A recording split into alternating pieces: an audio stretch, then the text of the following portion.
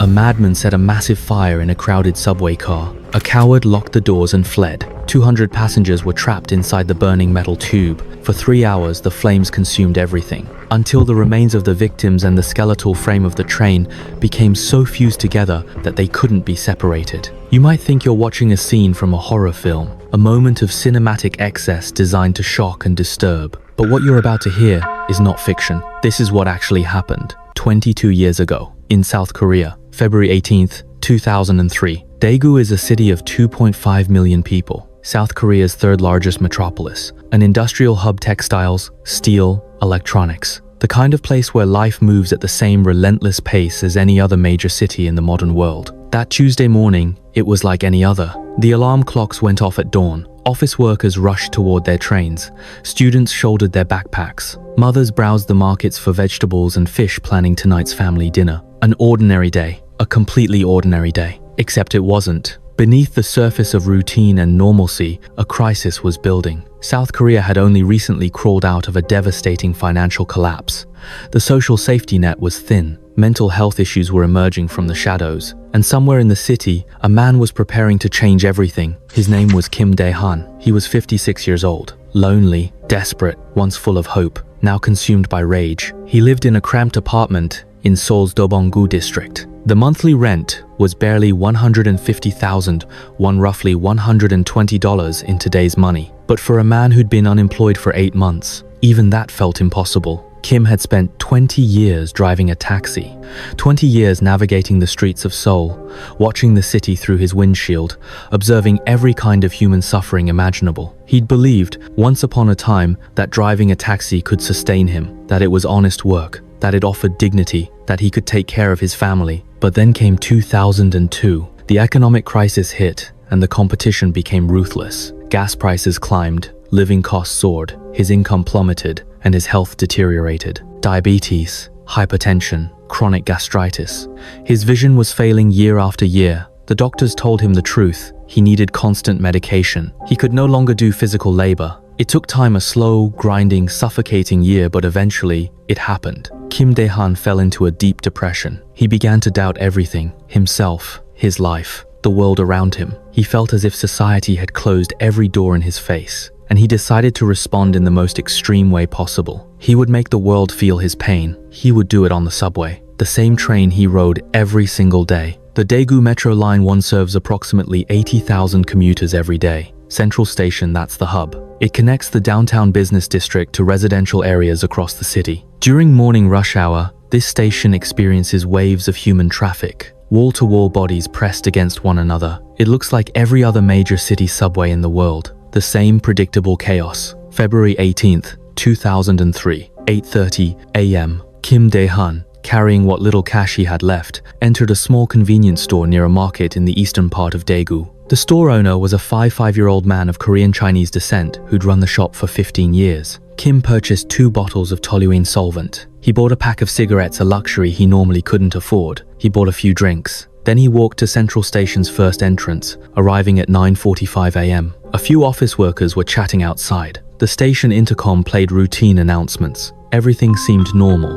The Daegu Metro uses 6-car trains supplied with Japanese technology. Each standard car has a capacity of 140 passengers. But during rush hour, they regularly carry 180 to 200. The seats were made of vinyl, a cheap material. It has one fatal flaw. It doesn't resist fire well. When exposed to extreme heat, it releases toxic gases. At 9:50 a.m., train 1079 pulled into Central Station. In the station's bathroom, Kim Dae-han poured the toluene into a common green milk bottle. Then he walked into car 2. He positioned himself at the center of the car. He'd chosen this location deliberately, the center of the train. That way, when the fire spread, it would affect as many passengers as possible, not just the people near the front or back. He looked around. There were approximately 136 people in the car, maybe a few more than usual. 27 were students. They just left their dormitory, heading to downtown classes in psychology and philosophy. 34 were office workers in the downtown business district, men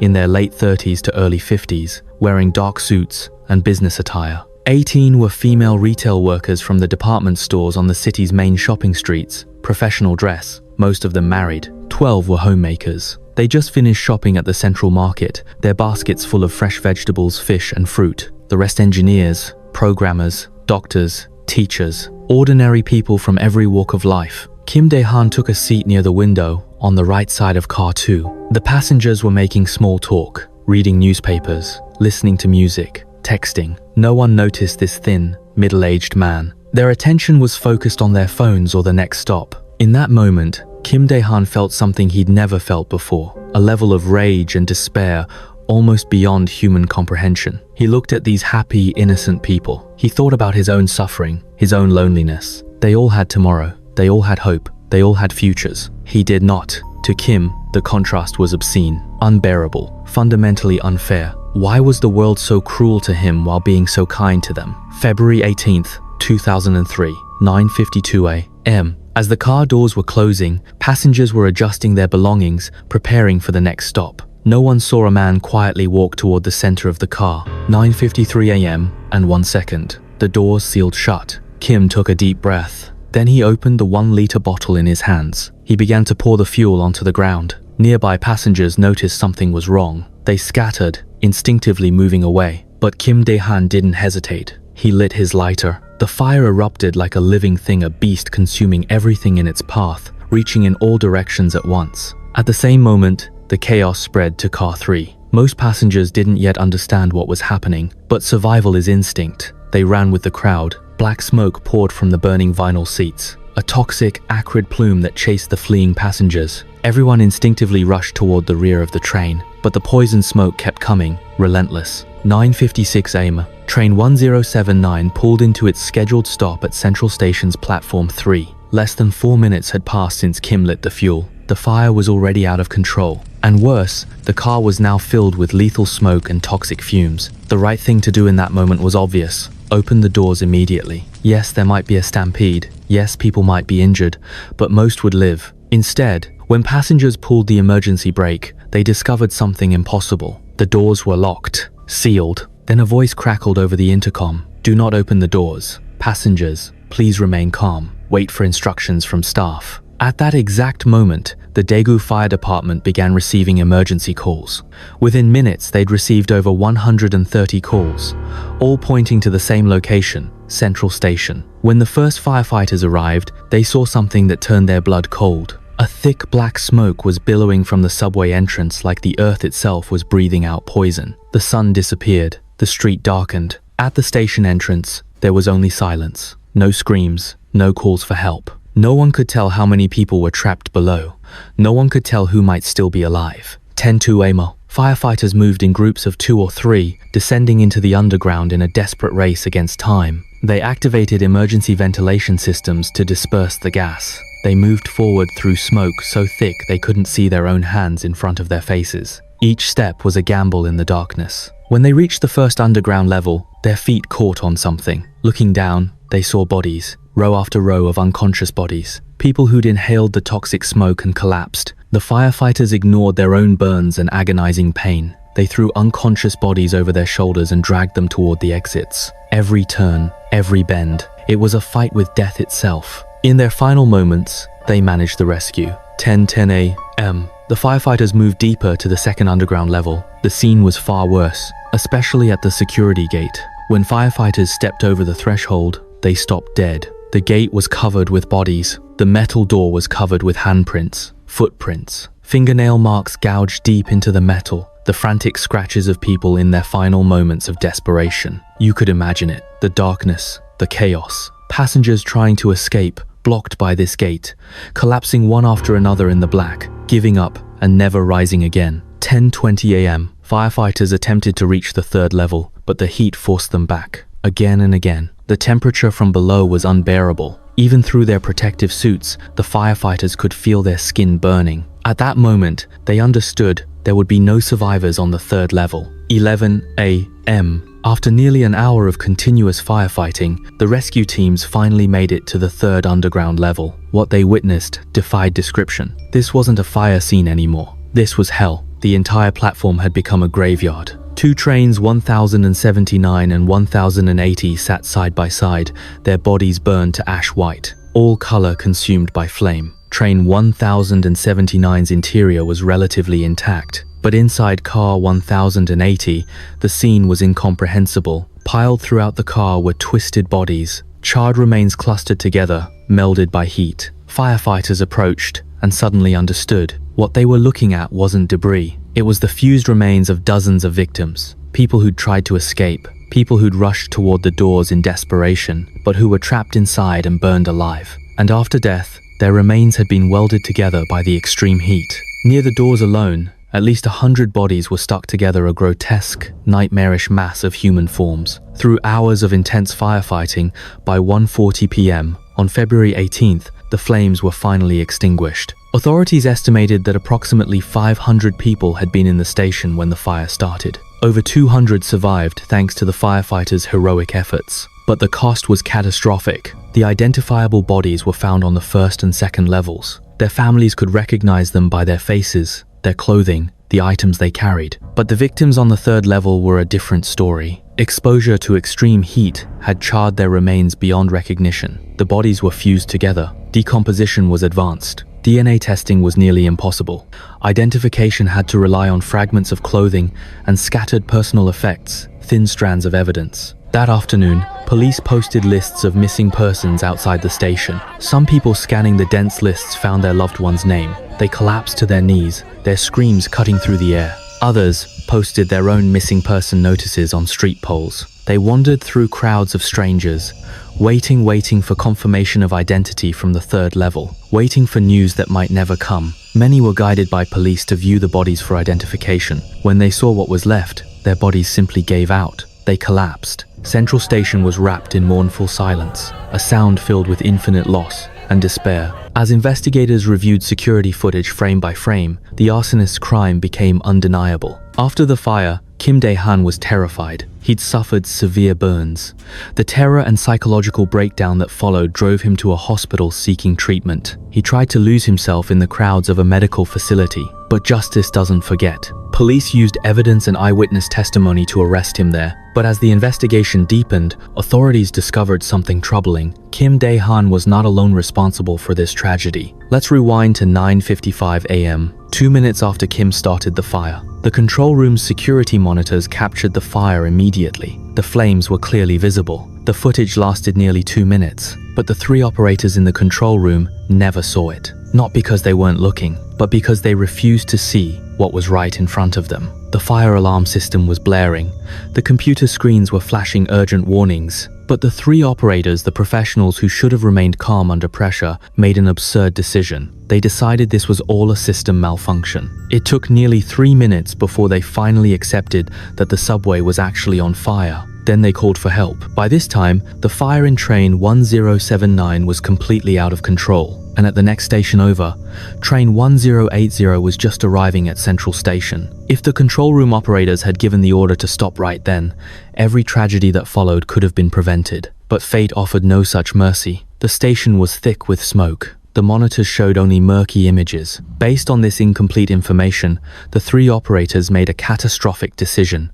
They believed the fire was minor. They ordered train 1080 to proceed into the station. Train 1080 left the previous station and moved towards Central. As it entered, driver Park Chul-seol saw a wall of black smoke. The train had barely pulled all the way in when the electrical system became violently unstable. Once completely inside the station, the train lost all power. Through the radio, Park asked the control room, "What's happening? Why won't it start?" The control room responded, "We're working on restoring the electrical system. Once it's restored, you can leave." Hearing this, Park decided to wait. He closed the car doors. Then via the intercom, he reassured the passengers, "Ladies and gentlemen, please stay calm. The train has experienced a technical malfunction. Our crew is working on repairs. We'll be leaving shortly." The car was completely filled with black smoke. Passengers couldn't see their hands in front of their faces.